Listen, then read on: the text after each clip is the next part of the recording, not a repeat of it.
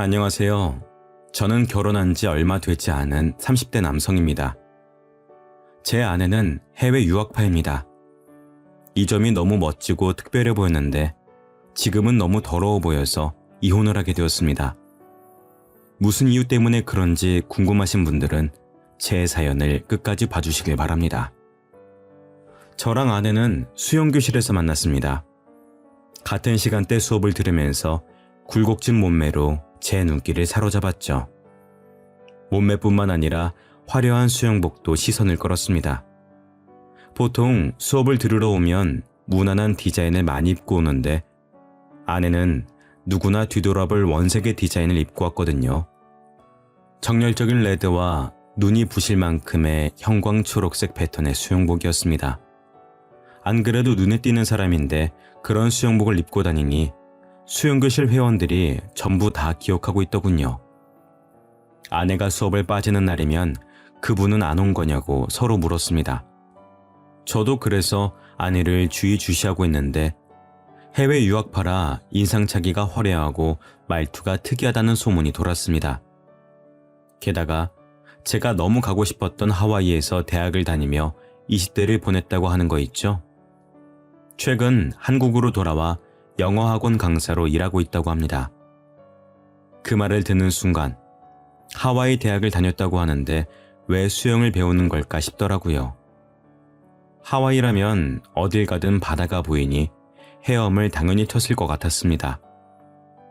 제주도 사는 사람은 어딜 가든 귤이 보여서 귤을 자주 먹듯이 하와이 사람들도 왠지 그럴 것 같았거든요.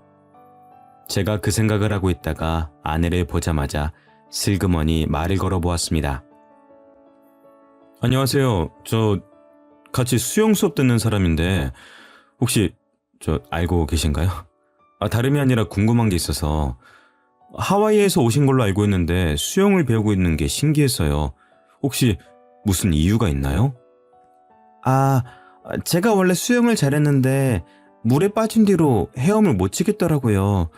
너무 무서워서 몸이 안 움직여져서 수영장에서는 잘 될까 수업 받아보고 있어요. 그런데 잘 안 되네요. 킥판 없으면 아직 수영하기가 힘이 들어요. 아내가 이렇게 말하길래 땡 잡았다고 생각했습니다. 그래서 수업 끝나고 같이 수영하면서 연습을 하자고 했죠. 안 그래도 물이 무서워서 진도가 안 나간다는 핑계를 대고 아내와 약속을 잡았습니다. 사실 저는 수영을 아주 잘했습니다. 중급반에 있다가 초급반으로 내려온 건데 그 이유가 아줌마들 때문이었거든요. 텃세가 어찌나 심한지 절 구석으로 내모는 것도 모자라 틈만 나면 모여서 제 뒷담을 하였습니다. 그게 너무 불편해서 초급반으로 내려달라고 했죠. 집 근처 수영장이 여기밖에 없어서 열불이 났었는데 처음으로 아주머니들의 텃세가 감사히 여겨졌습니다. 예쁘고 몸매 좋은 것도 모자라 하와이 유학까지 다녀온 똑똑한 여자를 만나게 되었으니까요. 정말 제 이상형이었습니다. 해외 유학을 다녀온 영어 잘하는 여자에게 환상이 좀 있었거든요. 저는 해외 한번 다녀와 본 적이 없어서 자유롭고 개방적인 외국 문화가 부러웠습니다. 워킹 홀리데이나 해외 유학 다녀온 여자들을 조심하라는 어른들의 말이 있긴 했지만 자격지심이라고 생각했습니다. 자기가 갈 수 없는 곳을 여자가 다녀오니 괜히 시샘하는 것 같았는데요. 시샘할 시간에 저처럼 똑똑한 여자를 꼬셔야죠. 저는 망설이지 않고 아내와 수영하는 데 온갖 시간을 다 썼습니다. 아내와 친해졌다고 느껴졌을 때 밖에서 식사하자고 제안해 보았죠. 지연씨, 혹시 오늘 시간 되시나요? 여기 맛집 알게 돼서 가볼까 하는데 지연씨도 같이 가요. 제가 이렇게 말하기 무섭게 지연씨의 뒤에서 누군가 걸어오고 있었습니다. 키는 190 정도에 어깨는 거짓말 안 치고 제 팔 길이만 했습니다.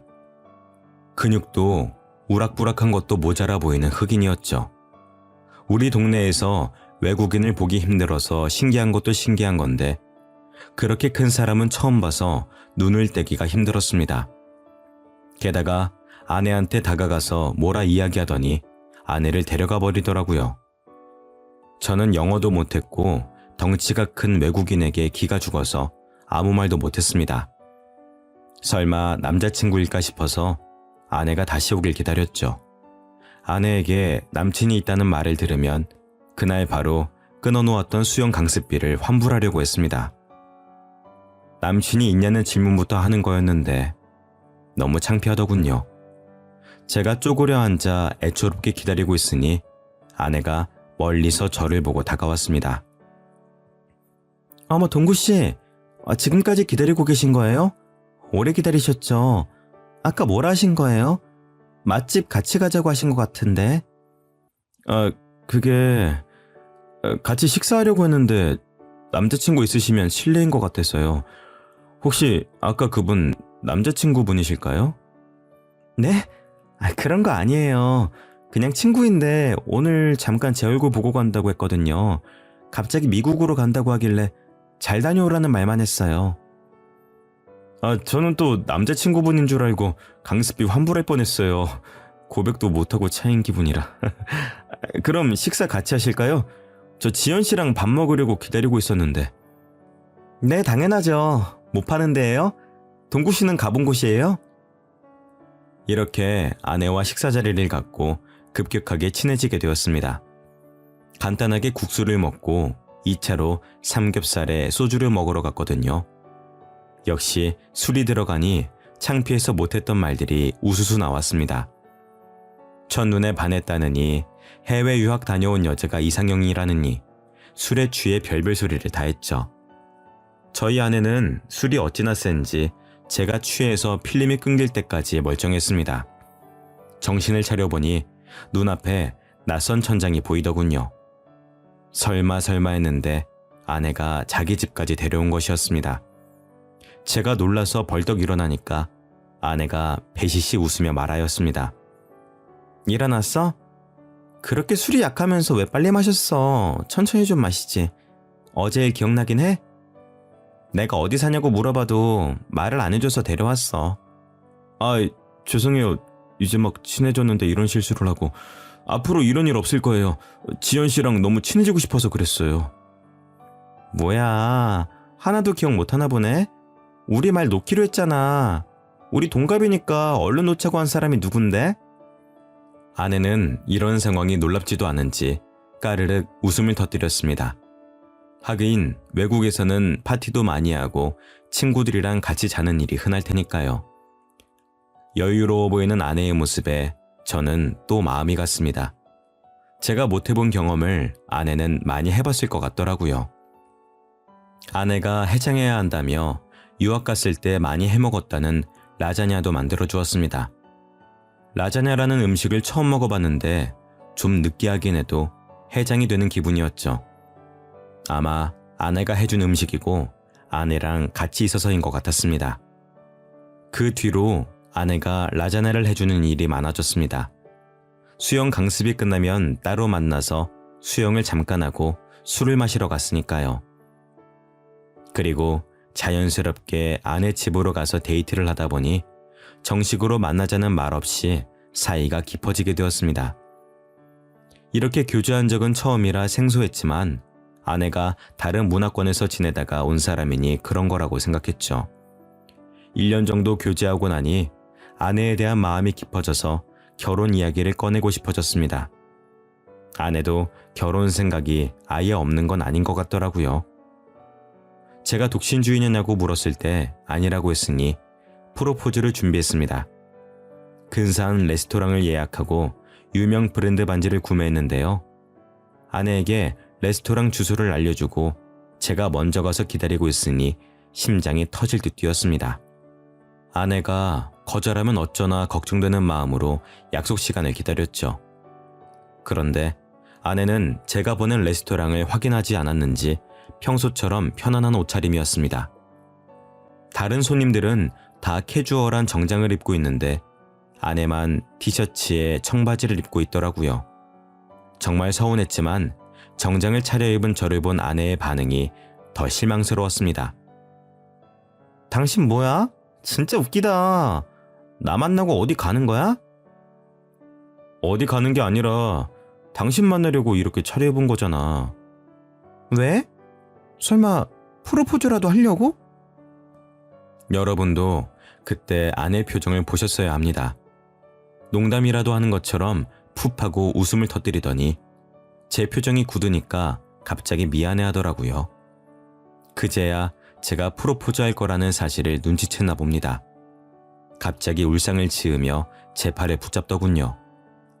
아니, 말을 하지 그랬어. 난 그것도 모르고 이렇게 왔네. 우리가 진짜 결혼을 약속하고 만난 사이도 아니고 내가 말 안 하면 어떻게 알아? 결혼을 약속하고 만난 사이가 아니라니? 그럼 나만 진지했어? 설마 당신은 나 가볍게 만날 생각이었던 거야? 설마 난 그런 생각 없었어. 나도 당신이랑 결혼하고 싶었어. 그런데 하와이 사람들은 약혼하고 보통 결혼 준비하니까 그랬지. 한국에서 산 시간보다 하와이에서 산 시간이 많아서 헷갈렸나 봐. 미안해, 자기. 아내가 문화 차이 때문에 그런 거라고 하니 이해하려고 노력했습니다. 저도 더 이상 서운해하지 않고 준비한 대로 반지를 건네주었죠.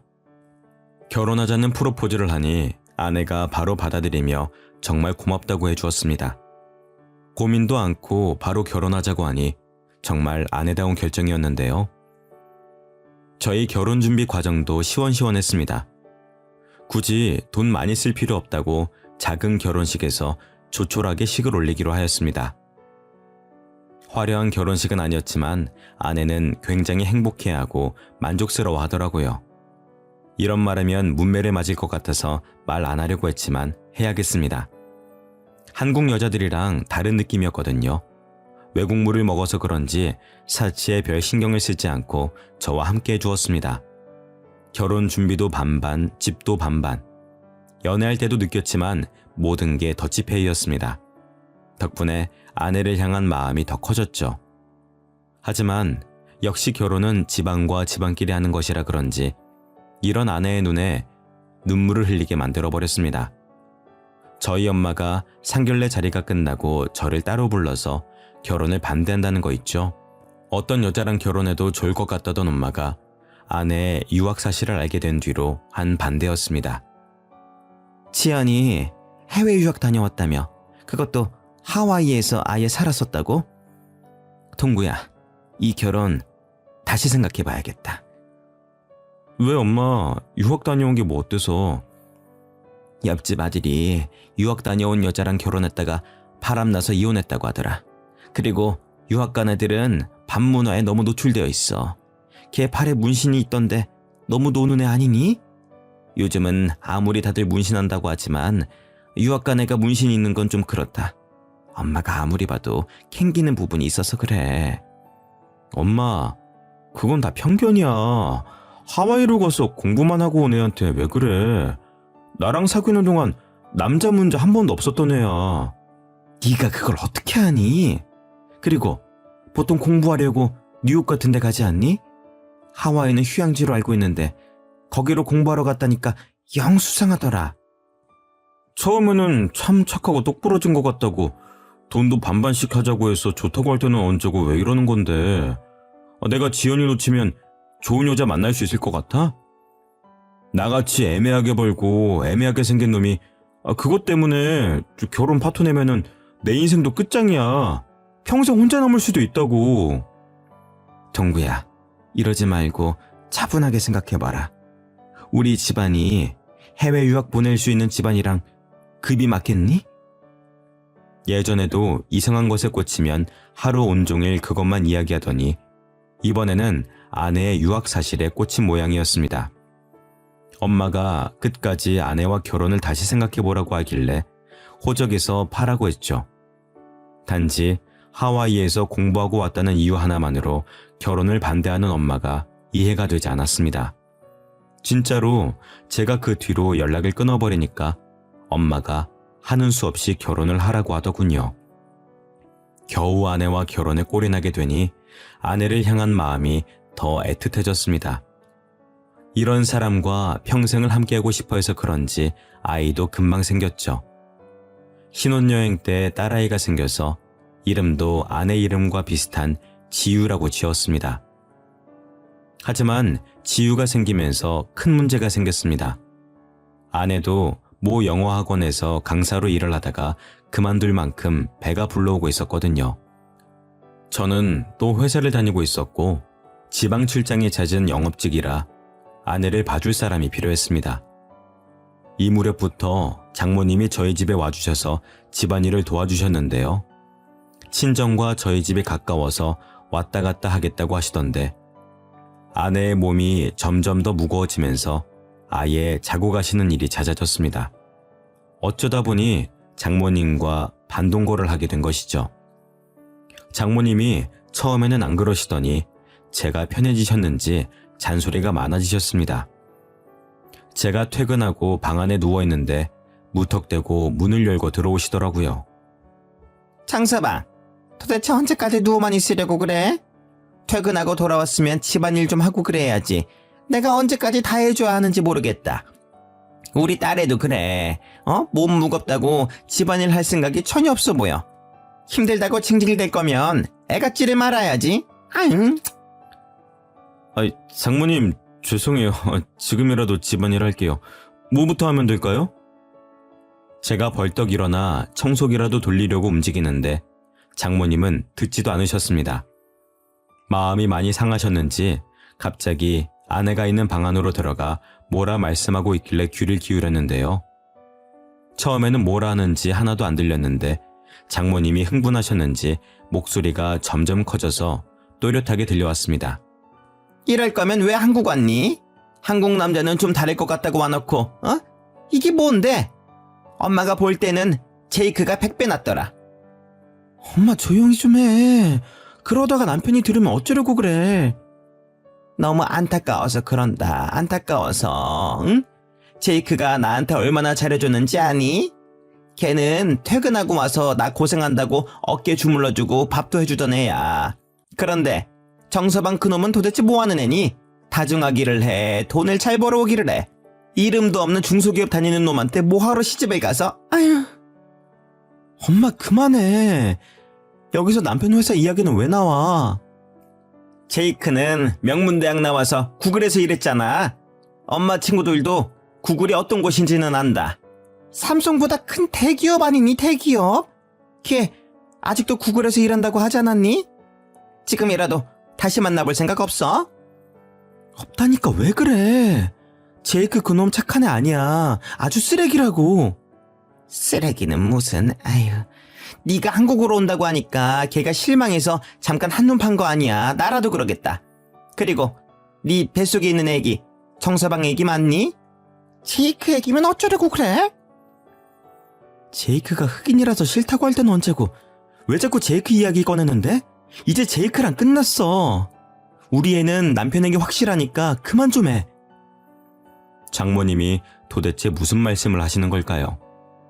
아내 뱃속에 있는 아기가 제 아기가 아닐 수도 있다는 말에 심장이 빠르게 뛰기 시작했습니다. 때마침 아내도 발소리를 내며 나오려고 하길래 모르는 척 청소기를 붙잡았죠. 제가 청소를 하는 척 연기를 하는데 아내가 눈물을 흘렸습니다. 왜 우냐고 물어봐도 이야기를 안 해주더라고요. 저는 아내의 전 남자친구가 흑인이어도 괜찮았습니다. 저도 예전에 사귄 여자친구가 없는 것도 아니고 누구나 옛 연인은 있는 거니까요. 아내 뱃속에 있는 아기가 제 아이면 되는 것이었습니다. 그러다 아내 배가 점점 불러오면서 입덧이 찾아오게 되었습니다. 아내가 먹덧을 하면서 히스테릭이 점점 심해지기 시작했죠. 뭐라도 안 먹으면 헛구역질이 나온다는 이유 하나만으로 집에 있는 모든 음식을 다 먹는 것도 모자라 생활비를 거덜냈습니다. 장을 봐서 오는 것도 아니고 핸드폰으로 주문해서 과자와 아이스크림, 인스턴트 음식으로 배를 채웠죠. 제가 좀 먹으려고 살펴보면 아내가 다 먹고 없었죠. 식비를 좀 줄이자고 눈치를 주거나 한 입만 달라고 하면 아내의 눈빛이 확 달라졌습니다. 나 먹덧 하는 거 알고 있잖아. 내가 먹는 게 그렇게 아까워? 임신해서 이러는 거 아니까 조금만 참아주면 안 돼? 나도 이러기 싫어. 안 그래도 살이 너무 쪄서 우울하단 말이야. 아내의 말대로 아내는 임신 전부터 20kg 가까이 더 쪄 있었습니다. 탄탄하고 멋진 몸매가 점점 커지고 둥글둥글해지다 못해 굴러갈 것 같더군요. 제가 조금이라도 먹지를 못하게 하거나 먹는 걸로 잔소리하면 소리를 지르기 일쑤였습니다. 그만 좀 해. 우리 지우가 듣는다고. 우리 지우가 배고프다는데 자꾸 그럴래? 나 이거 안 먹으면 토할 것 같다고. 그렇게 내가 보기 싫어? 옛날보다 더 뚱뚱해져서 꼴 보기 싫은 거지, 응? 아니야, 여보. 나는 당신 건강 망가질까봐 그러지. 내가 책에서 봤는데 임신 중에 체중이 너무 늘면 아기는 물론 산모한테도 안 좋대. 그러니까 우리 건강한 음식만 먹으면서 지우 나오길 기다리자, 응? 싫어. 지우가 피자 먹고 싶대. 샐러드 같은 거 너무 먹기 싫대. 아내가 날이 갈수록 먹을 거에 예민해지더라고요. 조금만 식단 조절을 하려고 하면 신경질을 부렸습니다. 물론 저도 먹덧을 하면 자꾸만 헛구역질이 나오고 속이 더부룩한 건 알고 있었습니다. 하지만 아내는 먹덧을 넘어서서 먹을 것에 너무나도 집착하게 되었습니다. 하루는 장모님, 저, 아내, 셋이서 치킨을 먹는 날이 있었는데요. 평소처럼 장모님과 아내에게 다리 하나씩을 나누어주고 닭가슴살을 먹는데 웬일로 오늘은 닭다리가 하나 더 있더군요. 그래서 제가 집어먹었습니다. 그런데 아내가 그 모습을 보고 눈을 부라리며 어떻게 그럴 수 있냐고 하는 거 있죠? 원래 닭다리는 내 거잖아. 엄마한테 하나 양보하라고 해서 내가 양보도 해줬는데 어떻게 자기가 홀라당 먹어버릴 수 있어? 당신은 양심도 없어? 나는 홀몸이 아니잖아. 당연히 당신이 양보해줘야 하는 거 아니야? 아니, 당신 지금 닭다리 다 먹지도 않았잖아. 나도 다리 좀 먹자. 당신 임신한 후로 한 번도 안 먹어봤어. 나도 퍽퍽살 싫어하고 다리살 좋아한다고. 우리 지우가 먹고 싶대. 원래 다리살이 제일 맛있는 거 알잖아. 아빠가 돼가지고 딸한테 양보해야지.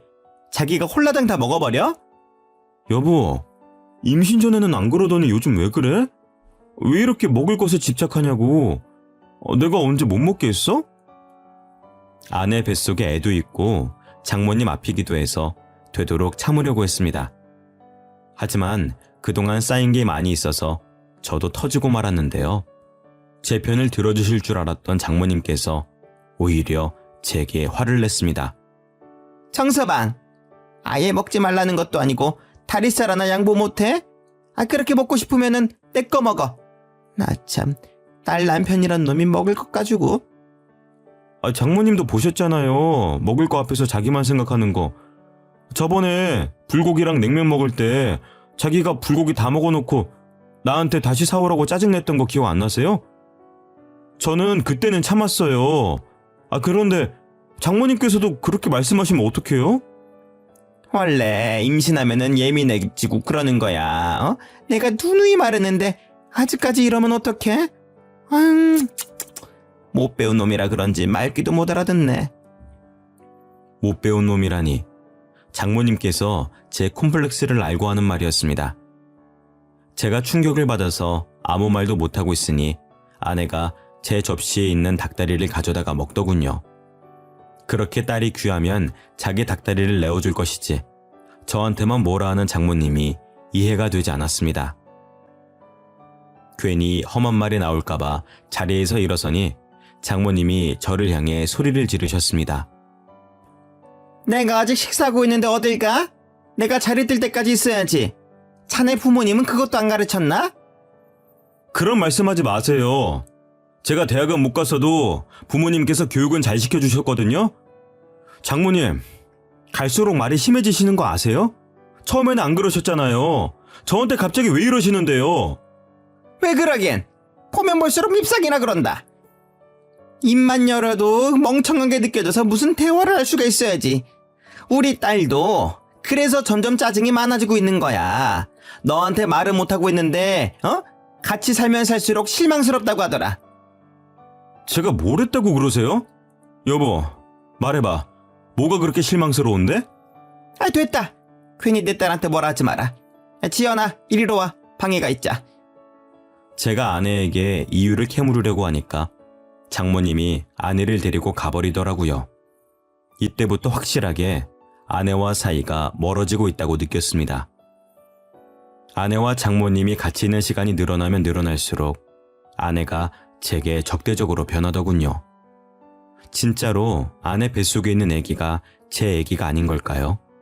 어쩌면 제이크라는 흑인 남자의 아기일 것 같아서 불길한 예감이 들었습니다. 그래서 아내도 날이 갈수록 예민해져서 예전 같지 않은 걸까 싶었습니다. 뱃속에 있는 아기가 남의 아기라고 물을 수도 없고 아내와의 관계 때문에 정말 고민이 많았습니다. 무턱대고 직구를 날렸다가 아내와 이혼하게 되면 정말 끔찍할 것 같았죠. 그만큼 아내를 사랑했습니다. 아내가 솔직하게 털어놓아 준다면 이혼할 생각도 없었습니다. 아내를 정말 사랑하지만 내가 흑인 아기를 잘 키울 수 있을까? 아내가 어디서부터 날 속인 걸까 생각하면 생각할수록 괴로워져서 잠을 못 잤습니다. 덕분에 회사에서도 집중이 안 돼서 여러 번 혼났을 정도였으니까요. 이제는 아내에게 진실을 알아내서 사과를 받아내든 오해를 풀든 해야 할 것 같았습니다. 그래서 그날 바로 퇴근하는 길에 아내가 좋아하는 회와 무알코올 맥주를 사갔습니다. 연애할 때부터 회랑 소주를 좋아했으니까요. 임신한 몸이라 소주는 못 먹지만 무알코올 맥주는 괜찮을 거라고 생각했습니다. 이거면 아내와 함께 서로의 속마음을 허심탄회하게 털어놓을 수 있을 것 같았죠. 그런데 제가 집으로 들어가니 장모님께서 저를 반기시기는커녕 바로 봉투 안을 보더군요. 회와 맥주를 사간 봉투를 보자마자 장모님이 저를 노려보셨습니다. 정서방, 이게 뭐야? 어? 설마 혼자 먹으려고 사온 거야? 우리 딸이 먹고 싶어도 못 먹고 있는데 이걸 사오면 어떡해? 혼자 먹으려고 사온 게 아니고 지연이랑 같이 먹으려고 사왔어요. 이거 진짜 술 아니고 가짜 술이에요. 무알코올이라 임산부도 먹을 수 있대요. 세상에, 그런 술이 어딨어? 알코올 조금이라도 들어가면 임산부 큰일 나는 거 몰라? 남편이라는 작자가 이렇게 생각이 없으니까 우리 지연이 몸이 아프지? 지연이 몸이 아파요? 어디가 아픈데요? 자네가 알 필요 없네. 알 자격도 없으니까 썩 꺼져. 네? 장모님 도대체 왜 이러시는데요? 아내는 멀찍이 서서 제가 집에서 쫓겨나는 것만 지켜봤습니다. 출산일이 다가오고 있는데 몸이 아프다니 저는 걱정이 돼서 어디 안 가고 기다리고 있었죠.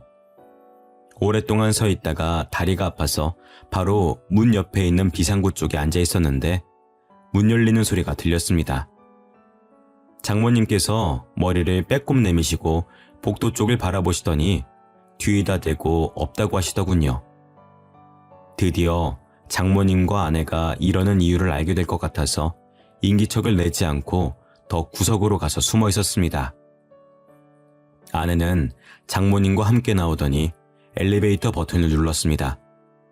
그러면서 충격적인 말들을 꺼내기 시작했습니다. 이러다가 걸리면 어떡해. 계단이라도 굴러야 하나? 엄마, 아는 병원 없어? 진짜로 애 지워주는 병원 없는 거야? 몰래 애 지우고 와서 네가 스트레스 줘서 유산됐다고 하면 됐잖아. 예, 몸 상하게 무슨 애를 지워. 그냥 정서방 모르게 입양시키고 애 낳다가 죽어버렸다고 해. 그래야 나중에 위자료도 두둑히 챙길 거 아니야. 역시 그러는 게 낫겠지? 예정일 얼마 안 남았으니까 슬슬 준비해야겠다. 아무래도 제가 들었던 말이 사실이었나 봅니다. 아내 뱃속에 있는 애가 제 애가 아니었던 거죠. 저는 그 말을 들은 순간 집으로 돌아갈 수 없게 되었습니다. 마침 다음날이 주말이라 다행이었죠. 정신없이 술을 들이켰다가 길바닥에서 잠들었습니다. 금요일부터 일요일까지 전부 다요. 동상 걸릴 정도로 추운 날이 아니라서 죽지 않았습니다. 하지만 차라리 엄청 추운 겨울날이라서 동사에 걸려서 죽었음 하는 마음이 들더군요. 그만큼 괴로웠습니다. 제 두 귀로 제이크의 애기 같다는 말을 들었을 때에도 아내를 사랑해서 믿었는데 제가 너무 바보같이 느껴지더군요. 그렇게 평일을 맞이했는데 도저히 회사에 갈 수 있는 몸 상태가 아니었습니다. 회사에는 병가를 내고 진지하게 퇴사를 고민하였습니다. 퇴사를 하고 훌쩍 떠나버릴까 하는 마음이 들었지만 주말 내내 마셨던 술이 깨면 깰수록 생각이 바뀌었습니다. 잘못은 아내가 했는데 제가 이렇게 고통스러워할 필요가 없죠. 아내에게 똑같이 복수를 해줘야 했습니다. 그래서 모르는 척 집으로 돌아가 아내에게 몸은 괜찮냐고 물었습니다. 평소처럼 눈치 보는 척 연기하며 아내의 비위를 맞춰주었는데요. 아내는 제가 모든 사실을 알아낸 것도 모르고 짜증을 내더라고요. 어디 갔다가 이제 온 거야? 월요일인데 출근 안 했어? 당신이 아프다고 하니까 병원 가냈어. 당신 간호하려고 그랬는데 몸은 좀 어때? 왜 말도 안 하고 병가를 내? 그냥 당신 쉬고 싶어서 그런 거 아니야? 회사 안 가는 거면 청소기 좀 돌리고 빨래 좀 해. 아내가 주말 동안 청소 한 번 안 했는지 집안은 난장판이었습니다. 며칠 전까지만 해도 아내가 청소를 안 하더라도 모든 게 용서가 됐는데 이제는 용서가 안 되더군요. 아내에 대한 마음이 점차 정리되면서 속으로 복수의 칼을 갈았습니다. 신도 제 편을 들어주시려는지 예정일보다 일찍 아내의 양수가 터졌습니다. 아내가 무척이나 당황스러워하면서 저를 떼어놓고 가려고 하더군요. 저는 기어코 아내를 따라가 아내가 어떤 아이를 낳을지 기다렸습니다. 그래도 전 마지막까지 아내가 동양인 아이를 낳길 바랐습니다. 하지만 간호사가 안고 나온 건 흑인 아이였죠. 간호사도 이런 경우가 처음이었는지 매우 당황스러운 표정으로 제게 아기를 안겨주었습니다. 간호사는 물론 의사, 조무사까지 제 눈치를 보고 있더군요. 아내가 정신을 잃을 법도 한데 자기가 낳은 아이를 보고 어떻게든 일어나려고 했습니다. 저를 부르며 손짓하길래 가까이 다가가 봤죠. 여보, 내 애기 예뻐? 정신이 없어서 못 봤는데 당신은 봤어? 원래 갓난아기는 까만 편이래. 시간 지날수록 하얘지니까 너무 걱정하지 마. 정말 말도 안 되는 변명이었지만 저를 붙잡으려고 아무 말이나 내뱉었습니다. 하긴 남편이 잘못했다는 귀책 사유를 만들어내서 이혼한 후 위자료를 받아내려던 여자였으니까요. 제 복수를 위해 아내의 말을 믿어주는 척 연기하였습니다. 이때부터 아내와 장모의 히스테릭이 사라져버렸습니다. 그동안 위자료를 위해 연기를 했던 거죠. 그 대신 아내와 장모가 저 몰래 모여서 귓속말을 하는 것을 들었습니다. 조리원에서 몸조리만 하면 되니까 저보고 집에 가라고 해놓고 둘이서 무슨 꿍꿍이를 꾸미고 있더라고요. 아이고, 이걸 어쩌면 좋냐? 제이크 애기인 거 다 들켜버린 것 같은데 이러다 위자료 받는 게 아니라 이혼당하고 위자료까지 내줘야 하는 거 아니야? 아니야. 지금까지 별말 없는 거 보니까 내 말 믿어주는 것 같아. 지금이라도 지유 입양 보내자. 내가 갑자기 아파서 병원에서 죽었다고 할게. 내가 어떻게든 정서방 못 오게 막을 테니까 네가 어떻게든 입양 절차 밟아놔라. 그리고 너 제이크 그 흑인 너 만나기만 해봐. 정서방한테 제이크 만나다 걸리면 네 인생 아주 끝장날기 뻔하니까. 안 만난다니까. 제이크 미국으로 갔어. 아내는 장모에게 이리 말해놓고 막상 장모가 입양 절차를 알아보겠다고 가버리니 급하게 짐을 싸고 있었습니다. 누군가와 약속이라도 있는 듯 핸드폰을 보며 걸어가더니 집이 아니라 조리원 근처 카페에서 누군가를 만나러 가더군요. 제가 수영장에서 본 그 흑인을 보러 간 것이었습니다. 그 흑인이 바로 제이크였던 거죠. 영어로 대화를 나누어서 알아들을 수 없었지만 아내가 너무 기뻐하며 한국어로 이야기해 주어서 무슨 내용인지 알아차렸습니다. 정말? 네가 책임져 준다고? 그럼 우리 결혼하고 같이 사는 거야? 남편이랑 이혼만 하고 오면 되는 거지? 응? 아내가 제이크에게 안기며 뽀뽀를 하고 온갖 애정 표현을 다 하더군요. 정말 눈뜨고 볼 수 없었지만 아내의 모든 걸 알아내기 위해 참아냈습니다. 집으로 돌아온 아내는 임신을 핑계대며 집안일을 다 시키거나 자신의 짜증을 안 받아주면 나쁜 놈 만드는 데에 그치지 않았습니다. 저를 더 나쁜 놈 만드는 데 급급해진 거죠. 충격적인 일은 밤에 일어났습니다. 침대에 나란히 누워서 잠든 척 눈을 감고 있었는데 아내가 슬그머니 일어나더군요. 그리고 제 폰을 들고 무언가 흔적을 남겨두고 있었습니다. 몇 분 뒤에 화장실 가는 척 일어나서 그 핸드폰을 들고 나와봤죠. 모르는 사람의 번호를 저장해 놓고 다른 여자와 바람을 피는 것처럼 대화 내용을 꾸며놓고 있었습니다. 저랑 이혼하려고 전화번호까지 새로 만든 것 같더라고요. 당연히 그 대화 내역을 다 지워놓으니까 새로운 사건이 터졌습니다. 며칠 뒤에 제가 회사에 가려고 집 앞으로 나오니 처음 보는 여자가 갑자기 제게 핸드폰을 내밀었는데요. 저기 혹시 여자친구 있으신가요? 마음에 들어서 그런데 연락처 주실 수 있으실까요?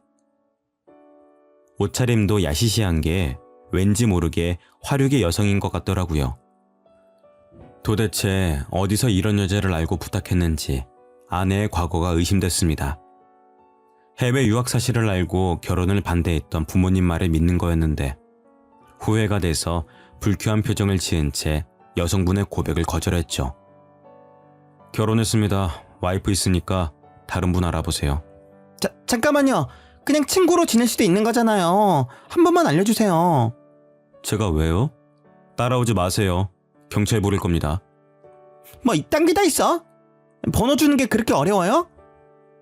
여자가 끝까지 따라오길래 겨우 떼어놓고 차에 올라탔습니다. 여자가 번호를 따는 것도 드문 일인데 이렇게 집요하게 따라오다니 의심이 들 수밖에 없더군요. 아내가 사람을 쓴 것 같아서 차를 다른 데에 대고 기다려보았습니다. 진짜로 아내가 밖으로 나오더니 여자에게 돈을 쥐어주었는데요. 그 모습을 핸드폰으로 모두 다 촬영해 놓았습니다. 그리고 아내가 지유를 입양 보내기 전에 유전자 검사를 다 해놔야 되겠다고 느꼈죠. 그날부로 유전자 검사할 수 있는 곳을 다 알아보고 비용도 체크해 놨습니다. 그동안 안 쓰고 모아두었던 연차까지 쓰며 아내를 쫓아다녔죠. 아내는 제이크를 하루도 빼놓지 않고 만나서 아내가 입고 나간 옷을 매일 찍찍이로 흑인 머리카락이 묻어있지는 않을까 체크했습니다. 덕분에 머리카락을 빠르게 채취해낼 수 있었죠. 유전자 검사만 한 게 아니라 아내가 제이크라는 흑인 남자를 만나고 다닌 증거를 사진 찍어 두었습니다. 유전자 검사 결과도 나오고 아내가 흑인 남성을 만나고 있다는 증거가 충분하다고 생각한 날이었습니다. 기가 막히게도 아내는 그날 흑인을 만나러 갔습니다. 손을 꼭 잡고 숙박업소로 들어가려고 하길래 그 앞을 막아섰죠. 아내는 제게 미안해하거나 창피해하기는커녕 버럭 소리를 지르기 시작했습니다. 뭐야? 당신이 왜 여기 있어? 설마 나 따라다닌 거야? 당신 뭐 의처증 뭐 그런 거야? 어? 스토커도 아닌데 왜 따라온 건데? 당신이 의심스러우니까 그러지. 처음부터 위자료 노리고 나한테 접근한 거지. 그게 아니면 나한테 접근해놓고 보니까 이 자식의 임신한 거 알아차린 거야? 지금 뭐라는 거야? 내가 지금 꽃뱀짓 했다는 거야? 난 당신한테 그런 짓 한 적 없어. 제이크는 그냥 내 친구라고. 당신은 친구랑 그런 짓 해? 그래서 흑인 애가 생긴 거잖아. 제이크랑 결혼하지. 왜 나랑 결혼했어? 어? 날 왜 속였냐고! 그동안 참아온 분노와 배신감에 소리를 질러대니까 아내가 놀라더군요. 하긴 아내 앞에서 이렇게 화를 낸 건 처음이었습니다. 아내를 사랑하는 마음에 늘 인내심으로 견뎌왔으니까요. 아내가 제이크 손을 잡고 무서워하는데 정말 어이가 없더라고요. 그래서 가방에 넣어둔 사진을 꺼내서 보여주었습니다. 당신이 저 흑인 놈이랑 데이트하는 사진 맨날 찍어놨거든? 응? 증거가 이렇게 많이 모이더라. 이뿐인 줄 알아? 지유랑 제이크랑 유전자가 일치한다는 증거도 잡아냈어. 유전자 서류 복사본을 아내 얼굴에 집어 던지니까 그제야 아내가 부들부들 떨더군요. 그러다 닭똥 같은 눈물을 뚝뚝 흘리며 불쌍한 척을 하였습니다. 여보, 나는 그러려고 그런 게 아니라 내가 이 자식한테 당한 거야. 억지로 당해서 임신하게 된 거라고. 내가 사랑하는 건 제이크가 아니라 당신이야. 내가 그 말을 믿을 것 같아? 처음부터 끝까지 거짓말만 하는 사람이랑 지낼 생각 없어. 우리 이혼하자. 난 당신이랑 이혼할 준비 다 끝냈어. 아니야. 내 말 좀 믿어달라니까? 난 피해자야. 아내가 끝까지 거짓말을 하길래 흑인이랑 잘 먹고 잘 살라고 버려두고 왔죠. 그 뒤로도 아내가 제 회사로 찾아와 제발 봐달라고 빌었지만 이혼 소송을 진행 중입니다. 위자료는 물론 사기죄 합의금까지 받아내서 떵떵거리며 살고 있네요. 빈털터리가 된 아내는 흑인 집에 얹혀 살려고 찾아간 것 같지만 연락이 끊긴 것 같았습니다. 다시 저를 찾아와서는 제발 자기랑 만나달라고 하더라고요. 자기야, 나 제이크한테 배신당했어. 지유 키워주겠다고 해놓고 미국으로 도망가 버렸다고. 그러니까 우리 다시 합치자. 응? 우리 지유는 어떻게 하려고 그래. 아빠 없이 키울 순 없잖아. 그래도 한때는 진짜 딸이라고 생각했으니까 당신이 아빠가 되어주면 안 돼? 나 어떻게든 나쁜 놈 만들려고 성질도 두고 집안일 다 시킬 때는 언제고 유산까지 못 가니까 이런 거 아냐. 너랑 장모가 하는 이야기 다 들었어. 그때 녹음이라도 하는 거였는데 말이야. 괜히 너 같은 걸 믿어가지고. 네 계획대로 유산이 되거나 몰래 애 입양시키는 일이 성사됐으면 어땠을까? 나는 평생 죄인으로 살았겠지. 안 그래? 내가 설마 그러겠어? 너무 답답한 마음에 그랬던 거야. 여보, 제발 내 말 좀 믿어줘. 아내가 이번에는 바짓가랑이를 붙잡고 엉엉 울길래 힘껏 차버렸습니다. 와이프가 아스팔트 바닥에 넘어져서 우는데도 하나도 불쌍해 보이지 않더군요. 그래서 그 흑인 찾으러 미국으로 가라고 하고 저는 회사로 들어가 버렸습니다. 제가 퇴근할 때까지 회사 앞에 있길래 경찰에 신고하는 것도 잊지 않았죠. 아내가 회사나 부모님과 같이 살고 있는 집으로 찾아올 때마다 경찰에 신고를 해줬더니 다시는 찾아오지 않았습니다. 제가 콩깍지가 조금이라도 늦게 벗겨졌다면 어땠을까요? 자꾸만 끔찍한 생각이 들어서 이렇게나마 사연을 보내봅니다. 여러분들은 사랑한다고 저처럼 다 감싸고 이해하려고 하지 말고 짚고 넘어가셔야 되는 부분은 꼭 확인하고 넘어가시길 바랍니다. 지금까지 제 사연 들어주셔서 감사합니다.